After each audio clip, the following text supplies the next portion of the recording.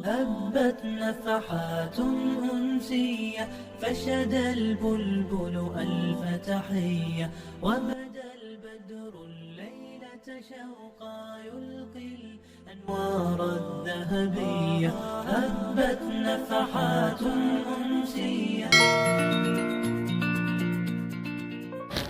Assalamualaikum warahmatullahi wabarakatuh. Hamdan wa syukran lillah, salatan wa salaman ala rasulillah, wa ma tabi'ata sunnatah wa mawalah, amma ba'du. Manusia adalah makhluk sosial, artinya tidak bisa hidup tanpa bantuan orang lain, karena dalam diri manusia ada dorongan untuk selalu berinteraksi, untuk selalu berhubungan dengan masyarakat sekitarnya, dengan lingkungan sekitarnya, seperti berhubungan dengan teman, masyarakat, keluarga, dan bergaul dengan sesama. Maka dalam bergaul yang harus diperhatikan, yang paling pentingnya adalah perkataan, lisan, karena setiap kata-kata yang kita keluarkan dari lisan kita, setiap kata-kata yang keluar dari lidah kita akan menjadi konsumsi orang lain. Artinya ketika kita mengeluarkan kata-kata dari mulut kita, ketika kita melepaskan kata-kata dari lisan kita, berarti kata-kata itu bukan milik kita lagi, tetapi sudah menjadi milik orang lain yang mendengarnya. Maka kata-kata yang kita keluarkan jika berbentuk yang baik, berbentuk faedah, maka akan menjadi syafaat untuk kita nantinya, akan menjadi nilai ibadah untuk kita. Maka sebaliknya, apabila kata-kata yang kita sampaikan adalah kata-kata yang kotor, kata-kata yang jorok, kata-kata yang selalu menyakiti hati orang lain yang mendengarnya, maka kata-kata itu nantinya akan menjadi laknat, akan membawa celaka dari dunia ini sampai ke akhirat nanti. Maka pepatah Arab mengatakan, salamatun insan fi hifdzil lisan, selamatnya manusia karena pandai menjaga lidahnya. Mulutmu harimaumu, begitu bijak orang Indonesia mengatakan. Kata-kata ini bukanlah hanya berkenaan dengan hal yang negatif, tetapi juga bernilai yang positif, yang biasanya jika kita mendengarkan pepatah ini, mulutmu harimaumu, yang terlintas di pikiran kita adalah bahwa mulut itu hanya bernilai negatif, hanya akan membawa celaka, yang akan memakan kita, yang akan menerkam kita. Tetapi mari kita lihat sisi positif dari mulutmu harimaumu. Kalau kita artikan mulutmu harimau dengan bernilai positif, maka kita artikan bahwa kata-kata itu mempunyai kekuatan yang besar, memiliki kekuatan yang sangat besar. Contoh, jikalau seandainya ada teman kita berkelahi, ataupun mungkin seorang yang disegani, dihormati, dan mungkin orang yang selalu dimuliakan dalam masyarakat, ketika itu dia marah, tetapi karena kita pandai berkata-kata, pandai menyusun kata-kata, sehingga hatinya menjadi lunak, hatinya menjadi tentram mendengarkan kata-kata kita, maka ini adalah yang dimaksud dengan mulutmu harimaumu. Dalam artian kata-kata itu mempunyai kekuatan yang besar, bisa melunakkan hati yang ditakuti, hati yang dihormati ketika ia marah.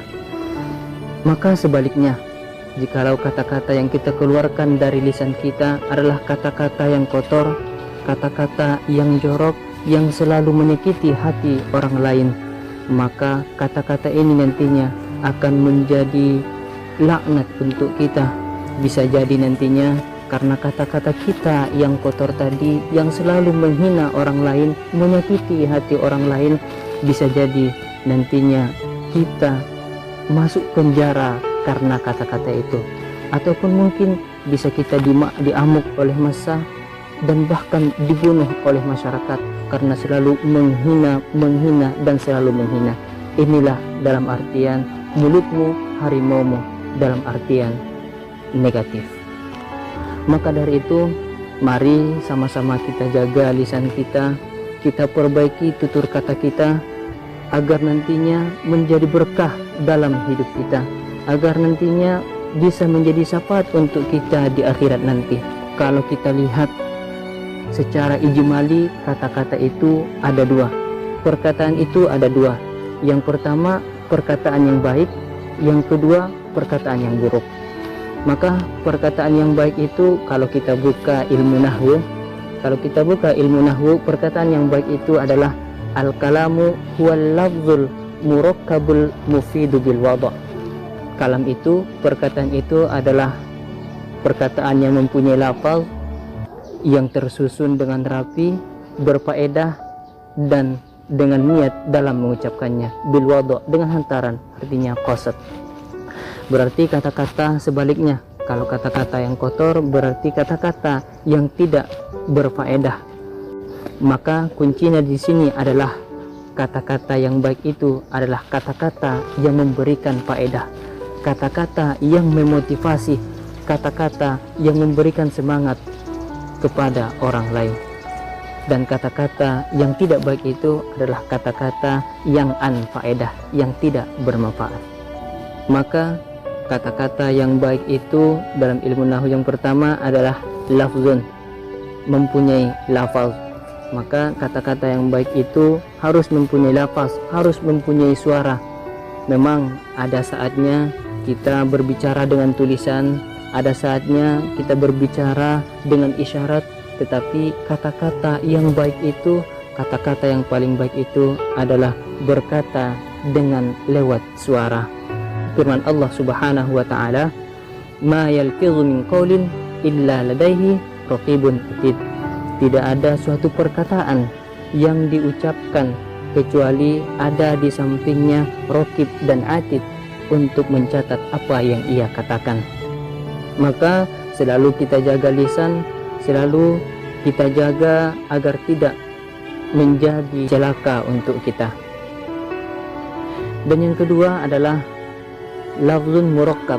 Yang kedua adalah kata-kata yang baik itu harus tersusun dengan rapi, harus dengan susunan-susunan kata yang sedemikian rupa disusun. Karena betapa banyak keburukan yang disampaikan dengan kata-kata yang indah, kata-kata yang disenangi, kata-kata yang elok apabila didengar, maka keburukan itu diterima begitu saja karena bagusnya kata-kata dalam menyampaikannya.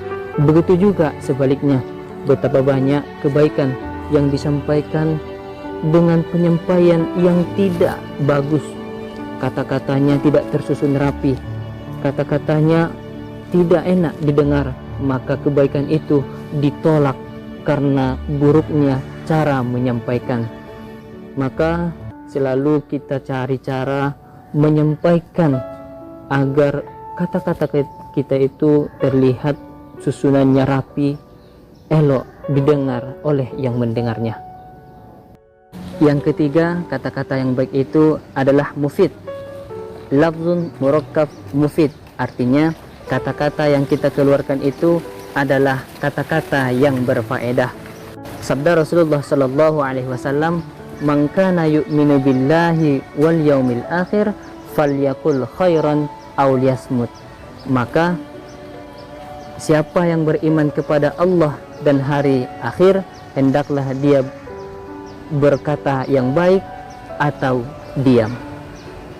Dalam hadis ini dijelaskan perkataan itu disandarkan dengan iman kepada Allah dan iman kepada hari akhir. Karena memang biasanya kalau kita lihat Al-Quran, kita lihat hadis, setiap dikatakan iman maka akan disandingkan iman kepada Allah dan iman kepada hari akhir. Dan iman kepada Allah, iman kepada Rasulullah. Maka yang pertama, iman kepada Allah dan hari akhir, artinya iman kepada Allah sebagai zat yang diibadahi dan sebagai zat pencipta. Dan iman kepada hari akhir adalah meyakini bahwa semua amal akan dibalas di akhirat nanti. Maka ini sebagai dorongan motivasi untuk kita bahwa segala amal kita nantinya tidak sia-sia, akan dibalas nantinya di akhirat. Maka kalau dari penjelasan ini sangat kita melihat betapa lemahnya manusia, betapa lemahnya motivasi manusia untuk melakukan kebaikan, karena jikalau tidak dibalas, tidak melaksanakan. Itu yang pertama. Yang kedua adalah iman kepada Allah sebagai zat yang diibadahi dan sebagai zat pencipta, iman kepada Rasul yang diteladani di dunia ini, baik dalam beribadah, bersosial, dan bergaul dengan sesama. Maka iman ini, iman yang tiga ini adalah iman yang universal, dari Nabi Adam sampai Nabi Muhammad. Intinya iman itu adalah yang tiga ini. Intinya agar selalu bisa melaksanakan kebaikan, maka inti dari iman itu melaksanakan kebaikan. Kalau kita beriman, maka selalu melaksanakan kebaikan. Kalau tidak beriman, maka akan sangat minimnya kita melakukan kebaikan. Maka tujuan iman itu adalah bagaimana kita melahirkan amal saleh, bagaimana kita selalu berbuat kebaikan. Itu adalah intinya iman.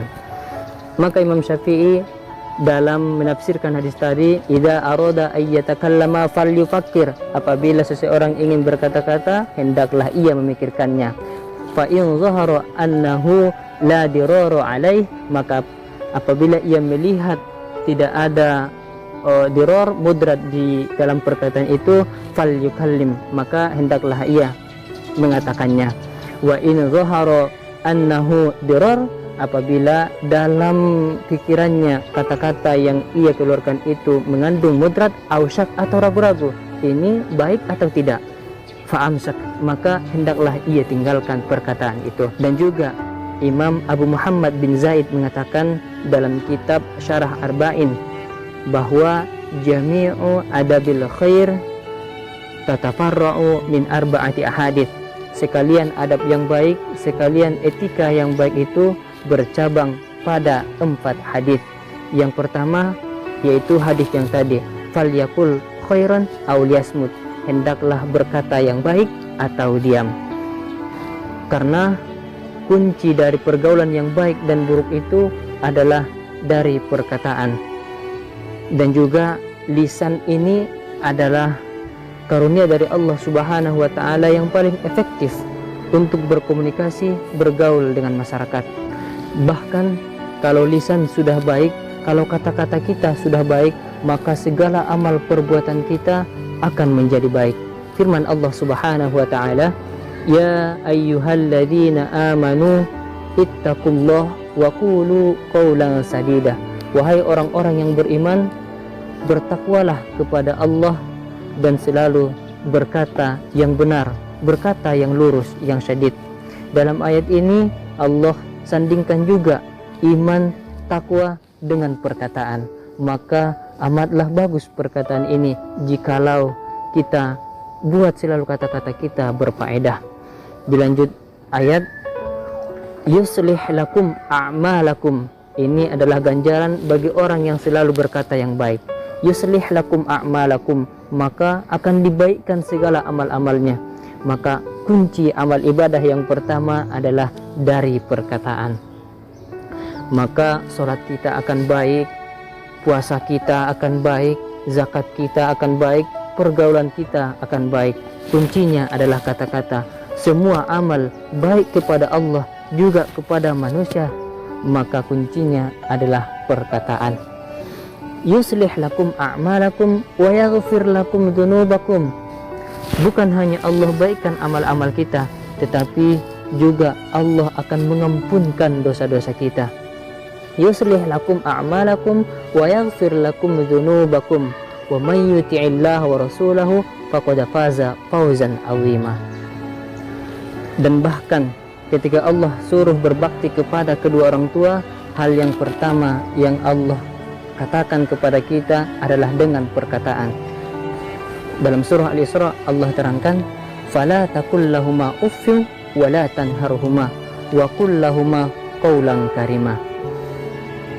Maka jangan katakan kepada kedua orang tua itu kata-kata artinya adalah perkataan. Berbakti kepada orang tua yang pertama lewat kata-kata. Kata-kata kita luruskan, baguskan kepada orang tua. Wala tanharhuma, dan jangan pula kita menyergahnya, jangan kita menghardiknya. Wa qul lahuma qaulan karima, dan katakanlah kepada orang tua itu kata-kata yang karima.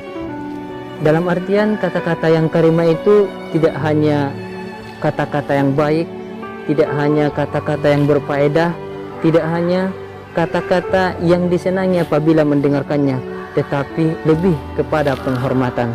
Ketika kita berkata kepada orang tua harus sesuai dengan adabnya, baik, berfaedah, tidak kata-kata kasar, dan juga mengandung kata-kata penghormatan. Maka berbakti kepada orang tua yang pertama Allah jelaskan adalah dengan perkataan, dan masih banyak Allah cantumkan dalam Al-Quran tentang kata-kata seperti qaulan ma'rufa, qaulan layyina, qaulan maisura, dan banyak lagi. Artinya kata-kata ini adalah hal yang sangat penting. Maka yang pertama, etika adab yang baik itu menurut Abu Muhammad bin Zaid dalam Syarah Arba'in, yang pertama adalah falyakul khairan aw yasmut. Yang kedua, min husnil islamil mar'i tarkuhu ma la yaknihi. Dari kebaikan Islam seseorang itu adalah dia meninggalkan apa yang tidak manfaat untuk dirinya. Dan yang ketiga, la taghdab, jangan marah. Itu adalah hadis yang ke-16 dalam hadis Arba'in. Dan yang keempat adalah la yu'minu ahadukum hatta yuhibba li akhihi ma yuhibbu li nafsihi. Tidak dikatakan beriman, tidak dikatakan sempurna iman seseorang sehingga ia mencintai saudaranya sebagaimana mencintai dirinya sendiri.